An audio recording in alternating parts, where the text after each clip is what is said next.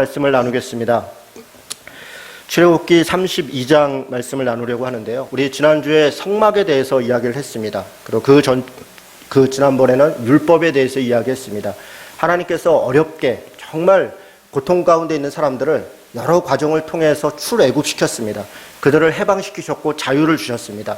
그런데 그렇게 나온 해방된 사람들에게 오히려 우리가 볼 때는 어떻게 보면 오히려 율법을 줘서 억압시키는 것 같은 그런 모습이 보입니다.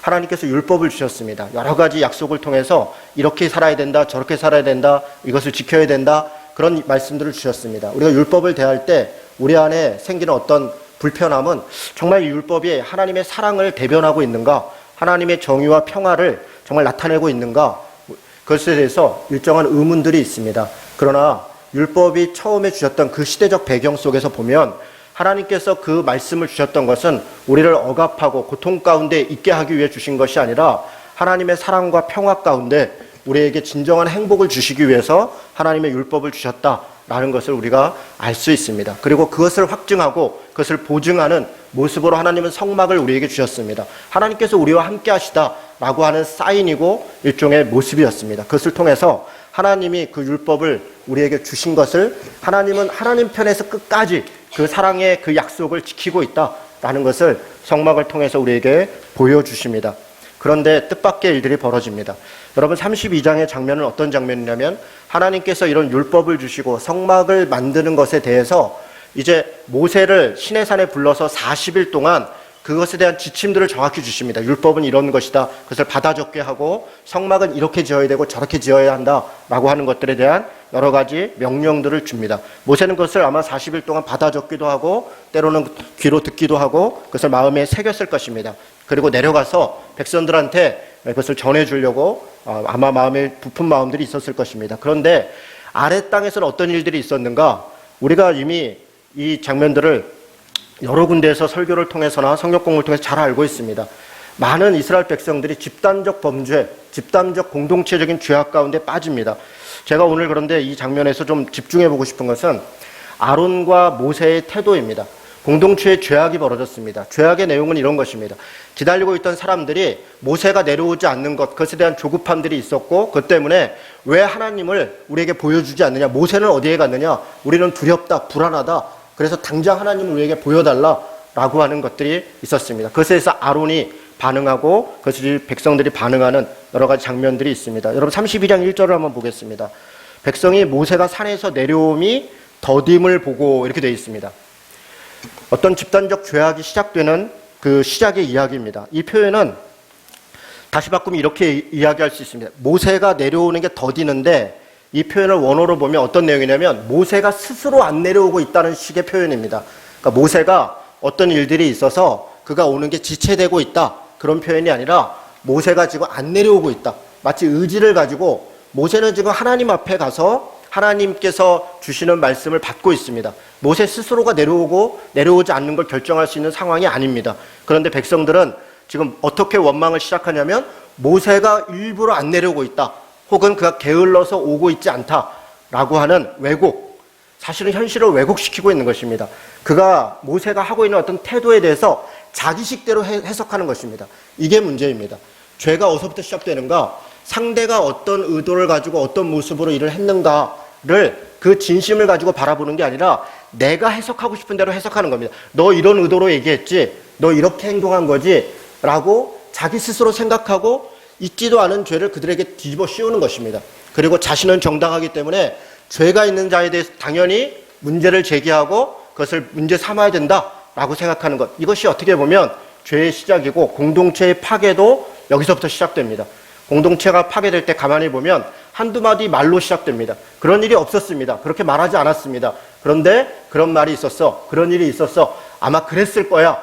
거기서부터 시작되면서 많은 사람들이 그것에 동조하기 시작합니다. 그러면서 공동체는 서서히 집단적 죄악으로 무너져가는 것들을 우리가 자주 보게 됩니다. 백성이 모세가 산에서 내려옴을 더디봄을 그렇게 해석합니다. 그리고 그들이 모여서 아론에게 말합니다. 일어나라. 우리를 위하여 우리를 인도할 신을 만들라. 이 모세 곧 우리를 애굽 땅에서 인도하여 낸 사람은 어찌 되었는지 알지 못함이니라. 지금 이들이 와서 아론에게 하는 말의 표현이 일어나라 이렇게 이야기한 것은 거의 반말이고 반 협박입니다.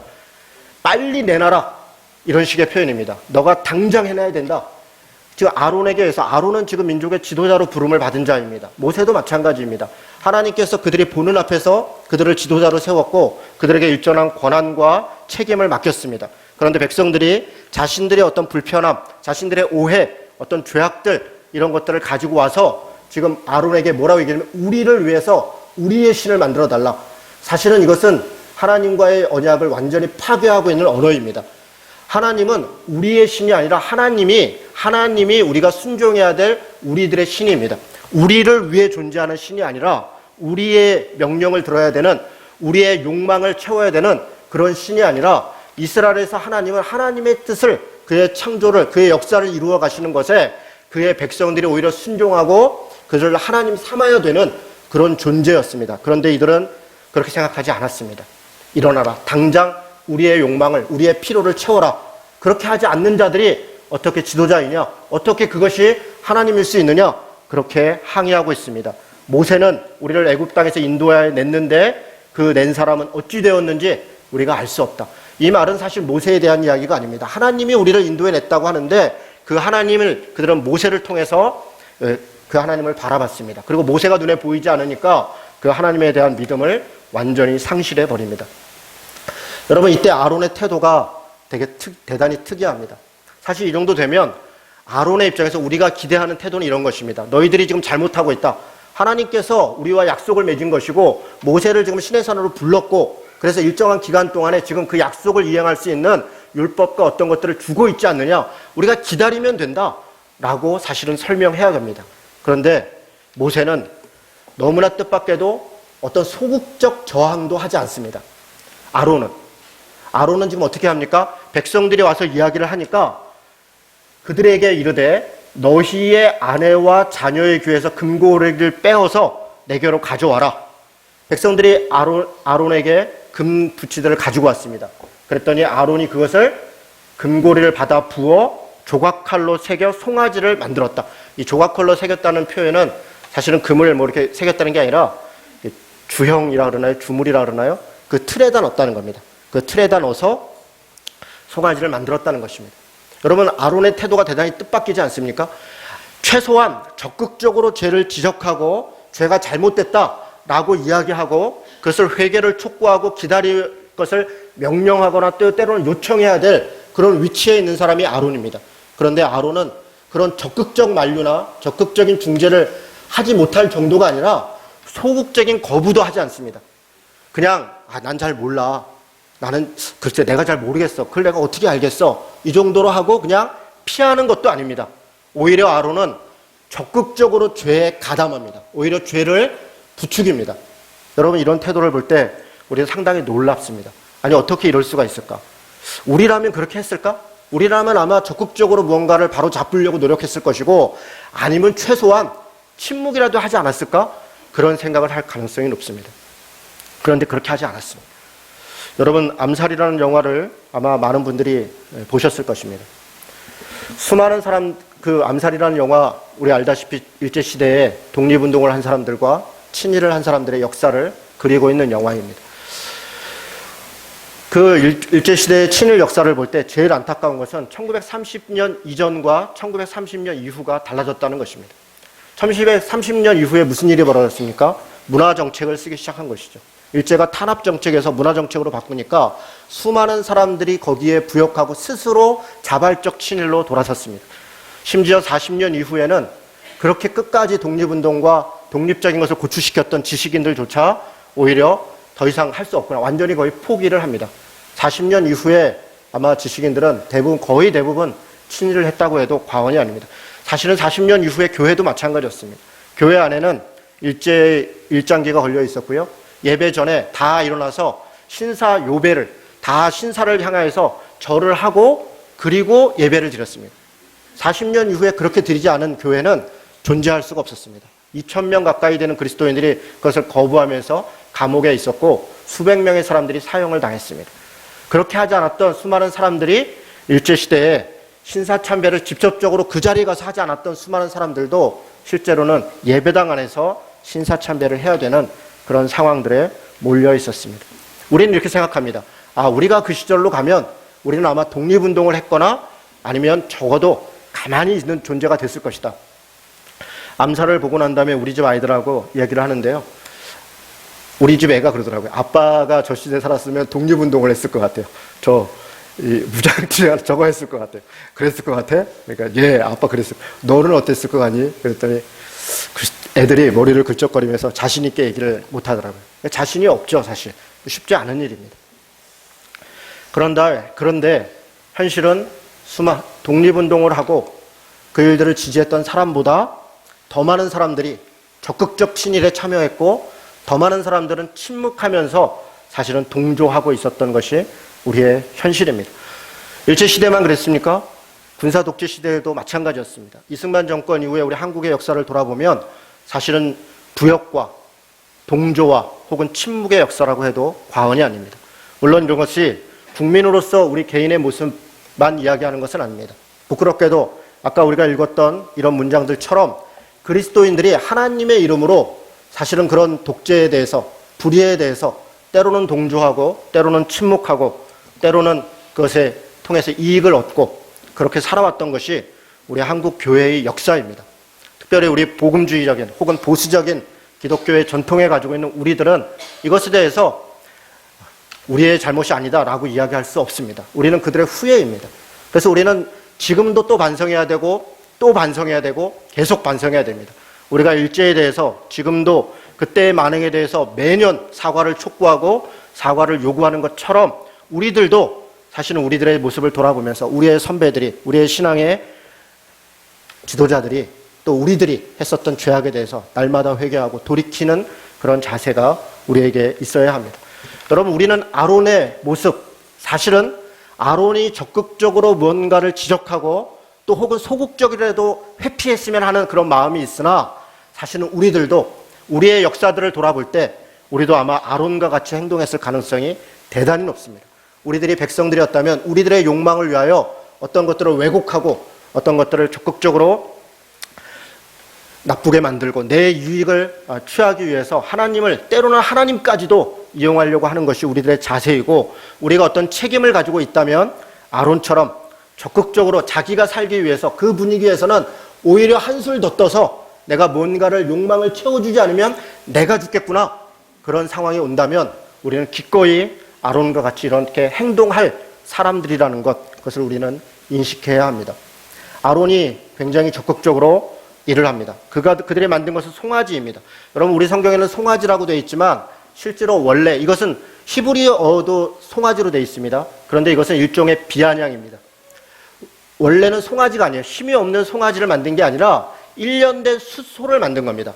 1년 된 숫소. 이것의 이름은 아피스라고 합니다. 이집트 말로는 아피스고, 그리고 히브리 말로는 에겔이라고 하는 1년 된 황소입니다. 왜 1년 된 황소를 만들었는가? 이집트에서 가장 큰 두 개의 신이 있는데 하나는 태양신이고 또 하나는 1년 된 숫소의 신입니다. 농경사회에서 그들에게 있어 가장 자신들의 욕망, 자신들의 필요를 채우는 대단히 가장 중요한 존재는 태양이고 그 다음이 농사를 짓는 숫소였습니다. 힘이 센 숫소. 그래서 그것을 자신들의 욕망을 투사해서 그것을 신으로 섬겼습니다.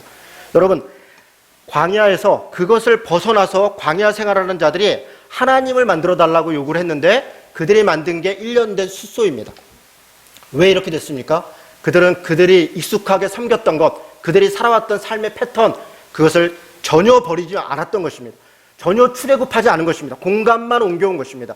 공간만 광야로 옮겨온 것이지 이집트에서의 삶, 이집트에서의 삶의 방식, 자신들의 욕망을 채우고 자기들의 욕심을 채우고 하는 그 방식 그대로 광야에 앉아있는 것입니다.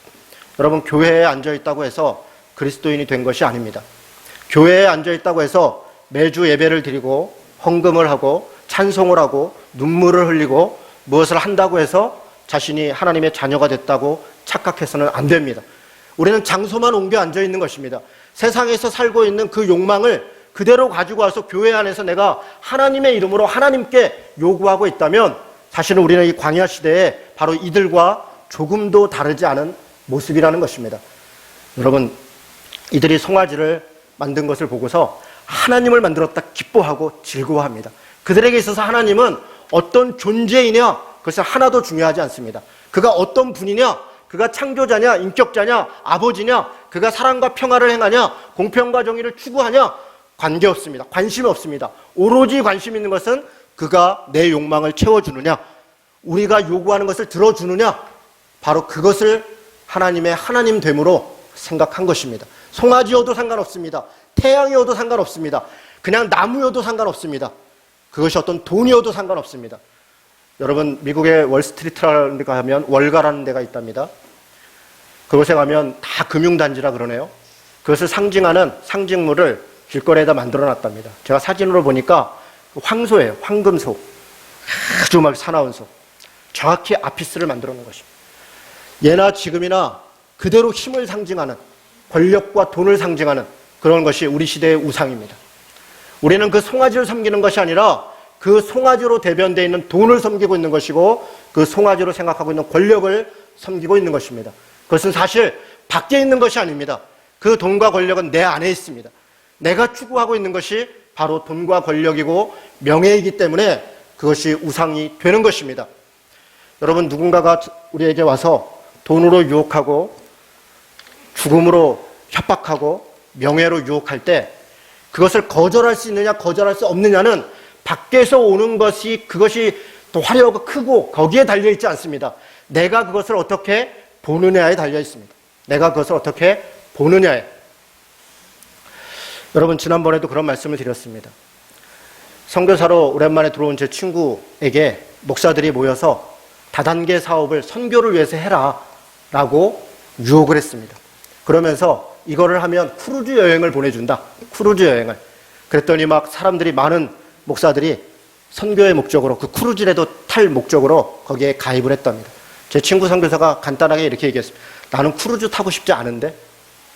여러분, 크루즈를 타고 싶은 사람한테는 그게 유혹이 되는 것입니다. 크루즈가 문제가 아니라 내 안에 있는 욕망이 문제인 것입니다.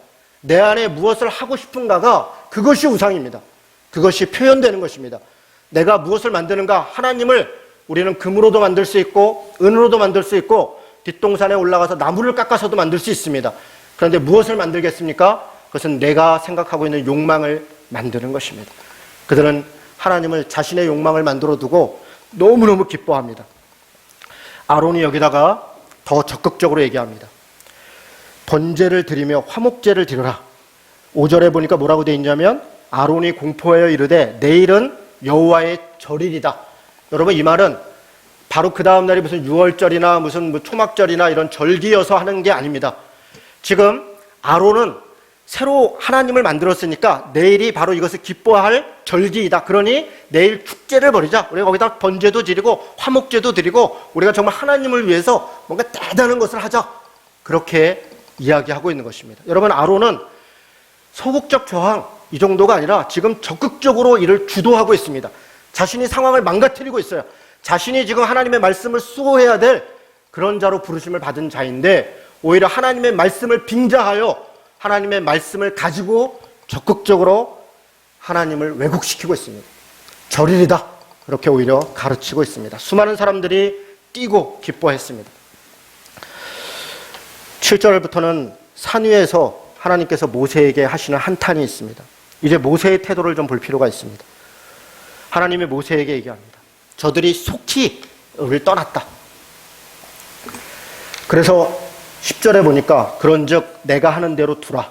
내가 그들에게 진노하여 그들을 진멸하고 너를 큰 나라가 되게 할 것이다. 이것이 하나님이 모세에게 하는 말입니다. 여러분, 이 말은 거의 그대로, 단어들 그대로 하나님께서 아브라함에게 하셨던 명령 그대로입니다. 내가 너로 큰 민족을 이루게 하겠다 라고 하는 그 명령을 이제 아브라함과 아브라함의 자손에게 했던 것을 이제 모세와 모세의 자손에게 바꾸겠다 라고 하는 것이 하나님이 모세에게 주시는 말입니다. 여러분, 모세가 이 말을 듣고, 사실은 우리 많은 사람들은 그 뒤에 있어 행했던 모세의 행동처럼 우리가 행할 거라고 생각합니다. 아니요, 그렇지 않습니다. 모세가 조금이라도 내가 이 민족의 지도자다, 내가 하나님으로부터 나 때문에 이들이 복을 받고 있다라고 생각하고 있었다면 백성들이 중요하지 않습니다. 하나도 중요하지 않습니다. 너를 통해 새로운 민족과 새로운 것을 행하겠다. 그 말은 어쩌면 모세에게서는 유혹입니다. 그것은 모세에게서는 복음입니다. 그렇죠. 모세가 아멘. 감사합니다. 왜냐하면 이스라엘 백성들한테는 명백한 움직일 수 없는 죄가 벌어졌습니다. 이것은 사실입니다. 죄를 짓지 않은 것을 가지고 하나님이 무슨 말씀을 하고 있는 것이 아닙니다. 죄가 일어났습니다. 그래서 하나님 입장에서는 하나님이 약속하신 것을 파기해도 됩니다. 왜냐하면 상대방이 이미 약속을 파기했습니다. 아주 끔찍한 일을 벌인 것입니다. 그래서 하나님께서 약속을 변경하겠다 이야기했을 때 모세는 자신이 짓지 않은 죄에 대해 책임을 지지 않아도 되고, 그리고 오히려 자신은 그것을 기회로 해서 더 큰 민족을 이룰 수 있는, 더 분명한 하나님으로부터 신뢰를 받을 수 있는 그런 기회를 얻게 된 것입니다. 여러분, 대부분의 우리들의 태도는 이와 같습니다. 어디서부터 이와 같은 태도를 갖게 됩니까? 아까도 말씀드린 것처럼 밖에서 오는 것이 유혹이 커서가 아닙니다. 우리 안에 있는 욕망이 더러워서 그렇습니다. 우리 안에 있는 욕망이 바르게 되어 있지 않을 때 그것이 밖에서 오는 것이 크든 작든 상관없습니다. 어떤 것이 우리에게 욕망을 건드리는 순간 우리는 완전히 다른 존재로 그렇게 나아가게 되는 것입니다. 그런데 모세가 하나님께 엎드려 기도합니다. 모세의 이야기는 이런 것입니다. 하나님, 그렇게 하실 수 있습니다. 당연히 그렇게 할 수 있는 상황입니다. 그러나 이방 민족들이 지금 하나님께서 하나님의 권능으로 하나님의 백성들을 지금 출애굽시켰는데 이 상황들을 이방 민족들이 볼 때 하나님을 정말 전능자다, 창조자라고 믿을 수가 있겠습니까? 당신의 백성들을 이끌어 왔는데 다른 백성들, 다른 이방들이 하나님의 명예를, 하나님을 인정치 않을까? 그게 두렵습니다. 그러니 하나님 제발 참으시고 다시 한번 기회를 주십시오. 이게 모세의 이야기입니다.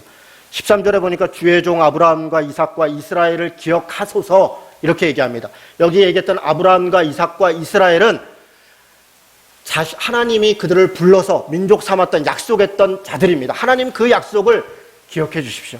그리고 하나님께서 바로 그 약속을 끝까지 지키시는 분이시라는 것을 우리에게 알려주십시오 라고 이야기하는 것이 모세의 기도입니다.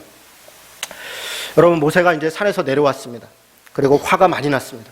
우리가 알다시피 두 돌판을 갖고 있다가 그걸 집어 던졌습니다. 깨트려졌습니다. 그리고 모세가 아론에게 이야기합니다. 21절부터 우리가 읽었던 장면이 그런 장면입니다. 모세가 아론에게 말합니다. 이 백성이 당신에게 어떻게 했길래 당신이 그들을 큰 죄에 빠지게 했느냐. 여러분, 이 모세의 말 표현이 대단히 독특합니다. 백성들이 어떻게 했길래 당신이 할 수 없이 그렇게 했습니까? 이렇게 표현하는 게 아닙니다. 모세는 지금 이 잘못이 누구로부터, 어디서부터 왔는지를 분명히 알고 있습니다. 아론에게 지금 그 책임을 묻는 것입니다. 아론에게 뭐라고 하면 당신이 그들을 큰 죄에 빠지게 했다. 그렇게 이야기합니다. 여러분, 25절에 보면 더 적극적으로 얘기합니다. 모세가 본즉 백성이 방자한데 이는 아론이 그들을 방자하게 하여, 이렇게 되어 있습니다. 원수에게 조롱거리가 되게 하였습니다. 여러분, 백성들이 죄가 없다는 것이 아닙니다. 백성들은 처음부터 아까 말씀드린 것처럼 모세가 스스로 오고 있지 않다는 사실을 왜곡했습니다. 그리고 그 하나님을 인정하지 않고 우리들의 하나님을 만들어내라 그러면서 자신들의 욕망을 요구했습니다. 백성들은 분명히 죄가 있습니다. 그런데 지금 모세는 누구에게 지금 먼저 죄를 묻고 있냐면 지도자에게 죄를 묻고 있습니다. 그 상황을 적극적으로 만류하고 적극적으로 하나님의 말씀을 바로 잡아야 될 사람이 누구였냐면 아론입니다. 그런데 아론이 오히려 그것에 적극적으로 참여해서 그들을 오히려 자신의 욕망을, 자신의 위치를 지키는 데에 활용했습니다. 그래서 모세가 얘기하는 것입니다.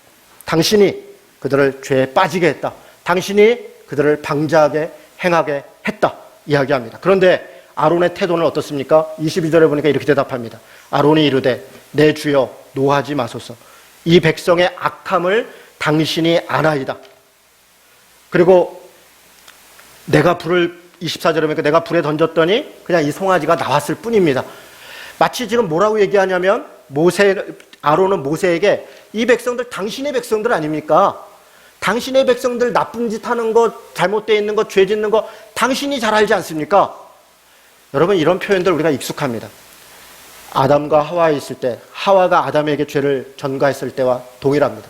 가인이 아벨을 죽였을 때 가인이 내가 내 아우를 지키는 자입니까? 아니, 하나님의 백성 아닙니까? 라고 했던 것과 동일합니다. 우리는 누군가에게 끊임없이 책임을 전가합니다. 자신이 져야 될 책임을 자기가 지지 않습니다. 내가 잘못했다, 내 책임이다, 그렇게 이야기하지 않습니다. 아론은 끝까지 자기네 잘못을 회피합니다.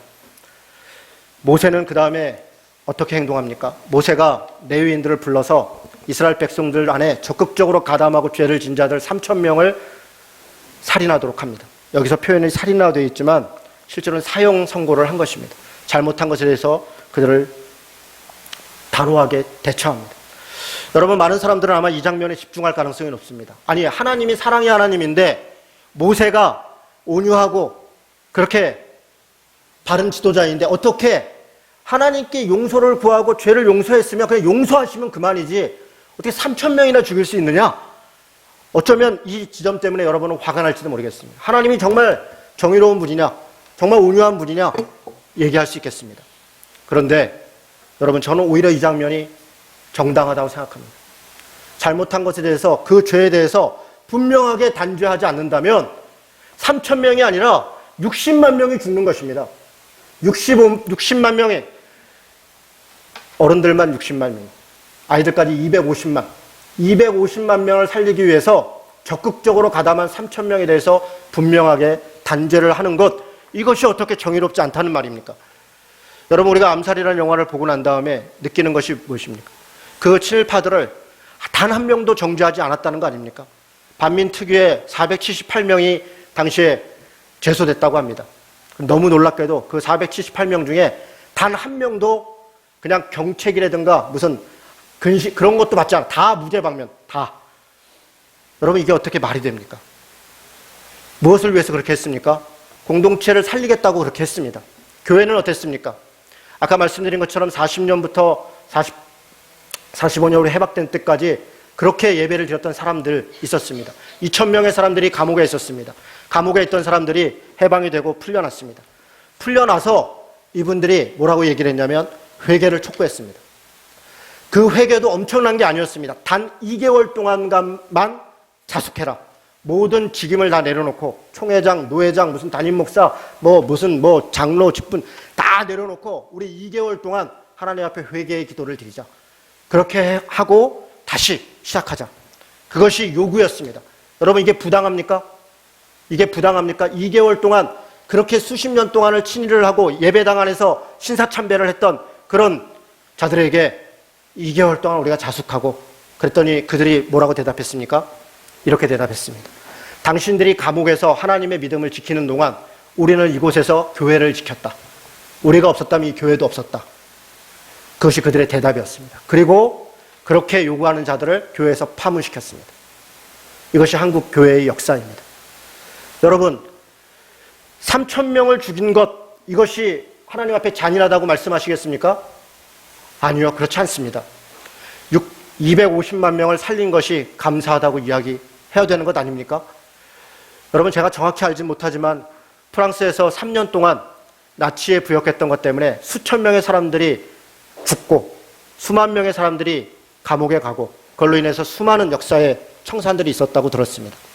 독일은 지금도 매년 자신의 잘못을 회개하고 있고 용서를 구하고 있습니다.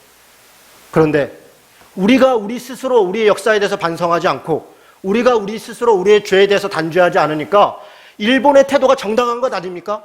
여러분, 일본이 심합니까? 제가 볼 때 일본이 심하지 않습니다. 당연한 것 아닙니까? 자기들 스스로도 자기 죄를 인정하지 않는데 어떻게 일본이 자신들의 죄를 인정합니까? 이미 한일협정을 통해서 배상을 다 했다는 것 아닙니까? 그것은 움직일 수 없는 사실입니다. 그런데 우리는 지금 얘기하는 거예요. 돈이 문제가 아니다. 돈 몇 푼으로 어떻게 역사를 뒤집을 수 있느냐 이야기하고 있습니다. 그런데 일본에서는 돈 줬으니까 끝났다 이야기하는 것입니다. 만약에 세월호에 대해서 우리가 보상했으니까 끝났다라고 이야기한다면 우리가 어떻게 일본과 다를 수 있습니까? 돈이 문제입니까? 돈이 문제가 아니라는 것입니다. 단죄해야 될 자들, 책임을 져야 될 자들 하나도 책임지지 않는데 어떻게 우리가 우리 스스로가 역사를 이야기할 수 있다는 말입니까? 최근에 세월호가 사건을 보면서 저는 더 분노할 수밖에 없습니다. 세월호 특별조사위원회가 시작된 지 8개월이 지났습니다. 단 10원도 지출하지 않았습니다. 그러다가 이번에 정말 어렵게 재정 지출을 결의했습니다. 정부가 원래 결의했던 것의 86%를 삭감했습니다. 이거라도 받으려면 받고 말라면 말아라. 지금 이게 정부의 태도입니다. 특별조사위원회 안에서 그것 때문에 받자 말자 논의가 시작됐습니다. 여러분 참으로 끔찍한 일 아닙니까? 304명의 사람들이 죽었는데 그것에 대한 특별조사위원회를 만들었는데 그것을 그렇게 버티고 있다가 이제 8개월 동안 단 10원도 지출하지 않다가 86%를 깎고 그걸 지출해서 받으려면 받고 말라면 말고 304명의 사람들한테 보상금이 8억, 12억 줬습니다. 그 중에 304명 중에 80명이 받았다고 합니다. 나머지 230명이 받지 않았습니다. 여러분 우리가 생각하면 미친 짓 아니에요? 안 받는 사람들이 미친 사람들 아닙니까? 아니 8억 받고 10억 받아가지고 아니 나라를 떠나든가 아니 애가 그렇다고 살아 돌아옵니까? 돌아오지 않는 애를 뭘 그렇게 쳐다보고 있습니까? 그거 받고서 그냥 살면 되는 거 아닙니까? 그것이 당연한 것 아닙니까? 그런데 250몇십 명 받지 않는 분들의 심정은 무엇입니까? 돈이 문제가 아니라는 것입니다. 역사를 바로잡아야 된다. 잘못을 온전히 잡아야 된다. 그것을 바로잡는 것, 그것이 가장 중요하다는 것. 그것이 정의로운 것이고 그것이 진정한 사랑이라는 것입니다. 여러분 이와 같은 일은 지금도 계속 벌어지고 있습니다. 저는 모세가 3,000명을 죽인 것, 그것이 하나님이 잔인하다, 모세가 지나쳤다 전혀 생각하지 않습니다. 단호하게 공동체의 죄에 대해서, 개인의 죄악에 대해서 반드시 징계하지 않는다면 그것은 공동체의 거룩성을 훼손하는 것입니다. 그래서 하나님의 정의로움 자체를 훼손하는 것입니다. 하나님은 정의로운 분이시기 때문에 죄가 있는 곳에 심판이 반드시 있는 것입니다. 그래서 오죽하면 자기 자신이 자기 아들까지 내어주시면서 우리를 그 대가를 치르면서까지 우리를 구원하셨겠습니까? 그것이 하나님의 사랑이고 하나님의 정의입니다. 한 걸음 더 나가서 저는 모세의 태도를 봅니다. 모세가 단호하게 죄를 정죄한 것으로만 그쳤다면 어쩌면 그냥 평범한 지도자였을 것입니다. 그런데 32절은 우리를 놀랍게 합니다. 여러분 32절 말씀을 같이 읽도록 하겠습니다. 그러나 이제 그들의 죄를 사하시옵소서. 그렇지 아니하시오면 원하건대 주께서 기록하신 책에서 내 이름을 지워버려 주옵소서. 여러분 이것이 모세의 태도입니다. 우리는 아론이 어떻게 행동했는지를 잘 알고 있습니다. 모세는 지금 어떻게 행동합니까? 하나님 앞에 지켜야 될 원칙 분명하게 지킵니다. 공동체의 죄악이든 개인의 죄악이든 하나님의 말씀을 위배하는 것에 대해서 분명히 징계를 합니다. 그런데 거기서 그치는 것이 아닙니다. 모세는 바로 그 죄악 가운데 나도 있다고 생각하는 것입니다. 그 죄에 나는 산에 있었기 때문에 내 죄가 없습니다. 그렇게 말하는 것이 아닙니다. 모세는 지금 그 죄가 바로 내 죄입니다. 그래서 하나님 용서해 주십시오. 만약에 그렇지 않다면 나도 죽여주십시오. 나도 그 죄의 동일한 죄인입니다. 라고 이야기하는 것, 그것이 모세의 자세입니다. 여러분 모세의 자세는 하나님과 닮아 있습니다. 하나님께서 인간의 죄악을 보면서 우리들의 잘못을 보면서 너희들은 왜 이렇게 죄가 많냐? 나는 거룩한데 그렇게 끝까지 말씀하시는 것이 아닙니다. 하나님은 그게 내 죄다. 그게 내 죄다. 그래서 내가 죽어야 된다. 그렇게 말씀하시는 것이 바로 성육신 십자가의 사건입니다. 하나님께서 우리를 정확하게 하나님의 정의로 심판하셨습니다. 그런데 그 죄값을 자기 스스로 나도 죄인이다 치르신 것, 바로 그것이 십자가의 사건입니다. 모세가 지금 바로 그렇게 하고 있는 것입니다. 적극적으로 참여하냐 소극적으로 부정하냐, 그것보다 더 중요한 것은 내가 바로 그들과 하나라는 것입니다. 죄에 대해서는 단호하게, 공동체에 대해서는 운명을 같이 하는 것, 그것이 우리 그리스도인들이 가져야 될 자세입니다. 제가 방금 말씀드렸던 이 문장은 김병년 목사님이라는 분이 큐티하고 페이스북에 올렸던 문장입니다. 제가 그 문장을 보고 너무 감동이 됐어요. 죄는 단호하게, 운명은 공동체와 함께. 그렇습니다. 그것이 하나님께서 우리와 함께 하셨던 자세이고, 그리고 지금도 우리들에게 요구하고 있는 모습입니다. 사랑하는 성도 여러분, 죄를 단죄한다는 것 쉬운 일이 아닙니다. 누가 누구의 죄를 단죄하겠습니까? 개인 이진호가, 개인 김영관 장로가, 개인 운영위원들이 무슨 권한이 있어서 누가 누구에게 뭘 잘했네 못했네 얘기할 수 있겠습니까? 그러나 개인이 아니라 책임을 맡은 자로서 우리에게 주어져 있는 책임이 있는 것입니다. 목사로서, 장로로서, 집사로서, 각자의 직분자로서 각자 자신들에게 주어져 있는 책임을 다하지 않는다면 왜 책임을 다하지 않습니까? 내가 손해볼까 봐 책임지지 않는 것입니다. 다른 사람과의 관계가 깨질까 봐, 그것 때문에 교회를 나갈까 봐, 그것 때문에 어떤 일들이 벌어질까 봐, 그것 때문에 내가 손해를 받을까 봐, 내가 욕을 먹을까 봐, 그것을 무서워한다면 우리는 아무도 죄에 대해서 이야기할 수 없을 것이고 공동체의 거룩함을 지킬 수 없을 것입니다. 그러나 개인이 문제가 아니라 하나님께서 우리에게 주신 직분이 문제인 것입니다. 아론에게 주신 직분, 모세에게 주신 직분, 바로 그것 때문에 우리는 눈물을 흘리며 같이 내가 죄인이라는 마음을 가지고 때로는 단죄를 하고 때로는 공동체를 세우기 위해 애를 써야 되는 것입니다. 그것이 그리스도인입니다. 그리스도인들만 그래야 되는 것은 아닙니다. 모든 지도자가 요구되는 것이 마땅합니다. 대통령서부터 아주 작은 공동체를 이끌고 있는 어떤 사람이라도 다 마찬가지입니다. 원칙은 분명해야 됩니다. 그러나 책임은 나도 져야 합니다. 내가 지지 않는 책임, 그것은 남에게 전가되는 책임, 그런 사람은 지도자로서, 아니 지도자로서가 아니라 기본적으로 자질이 없는 것입니다. 우리 그런 태도로 살아갑시다. 마지막으로 이 말씀을 드리고 마치겠습니다. 민수기 16장에 보면 아론의 달라진 모습이 보입니다. 고라와 다돈과 온이 반역을 합니다. 우리가 잘 알고 있는 사건입니다. 모세에 대해서 대항을 합니다. 그 일 때문에 250명이 땅이 갈라지고 그것에서 사라지는 죽임을 당합니다. 모세가 아론에게 빨리 가서 하나님 앞에 엎드려라. 그리고 번제를 드려라. 명령을 합니다. 아론이 뛰어가서 번제를 드립니다. 그런데 아론이 번제를 드리고 있는데 한쪽에 연병이 들어서 사람들이 죽어나갑니다. 아론이 번제를 드리고 있는데 옛날 같았으면 아론은 아마 그것을 피해버렸을 것입니다. 자신도 연병에 들을까. 그런데 민수기 16장 48절에 놀라운 선언이 있습니다. 아론이 산자와 죽은 자 사이에 서니 연병이 사라지니라.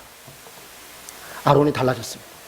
모세가 자신이 지도자가 어떻게 책임져야 되고 어떻게 함께 그들과 죽어야 되는지를 보여줄 때 아론이 이렇게 비겁했던, 자신의 욕망을 따라서 적극적으로 죄에 가담했던 아론이 산자와 죽은 자 사이에 서는 존재가 됐습니다.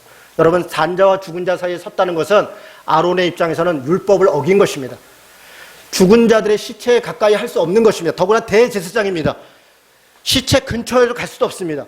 그런데 그가 죽은 자와 산자 사이에 서서 뭐라고 얘기했겠습니까? 하나님, 이들을 살려주십시오. 아니면 저도 같이 죽여주십시오. 아론이 모세의 기도를 합니다. 그리고 백성들을 하나님이 용서하십니다. 예수님이 바로 이 기도를 하시죠. 저들의 죄를 저들에게 맡기지 마시옵소서. 저들의 죄를 사하여 주옵소서. 그것이 예수님의 기도입니다. 그것이 스데반의 기도였습니다. 이제 우리들의 기도는 어떤 기도여야겠습니까? 죄에 대해서는 단호해야 됩니다. 그러나 책임에 대해서는 분명히 무겁게 함께 지는 것, 그것이 저는 공동체가 취해야 될 태도이다, 그렇게 믿습니다. 같이 기도하겠습니다. 여러분, 우리 말씀을